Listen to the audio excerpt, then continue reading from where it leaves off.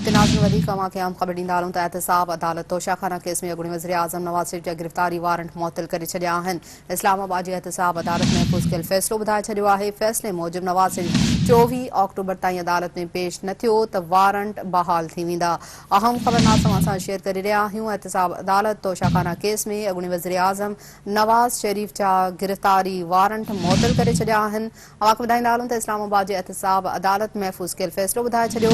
फ़ैसिले मूजिबि नवाज़ शरीफ़ 24 ऑक्टोबर ताईं अदालत में पेश न थियो त वारंट बहाल थी वेंदा।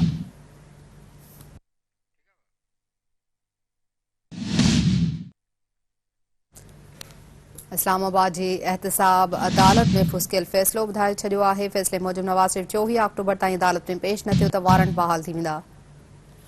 तफ़सील मालूम कयूं था इस्लामाबाद मां सिंध टीवी न्यूज़ जे रिपोर्टर मेहदी पवर खां। मेहदी पवर, अपडेट कजो। एहतसाब अदालत तोशाखाना केस में अॻूणे वज़ीर आज़म नवाज़ शरीफ़ जा गिरफ़्तारी वारंट मुअतल करे छॾिया।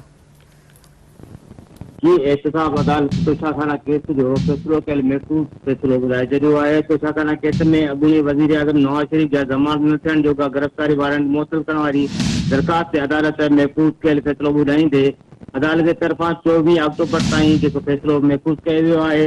नवाज़ शरीफ़ ते 24 ऑक्टोबर ते पेश न थियण जी सूरत में संदसि ख़िलाफ़ जारी कयल वारंट हिकु दफ़ो ॿीहर बहाल थी वेंदा। अदालत जे तरफ़ां नवाज़ शरीफ़ खे 24 ऑक्टोबर थियण जो हुकुम वियो आहे।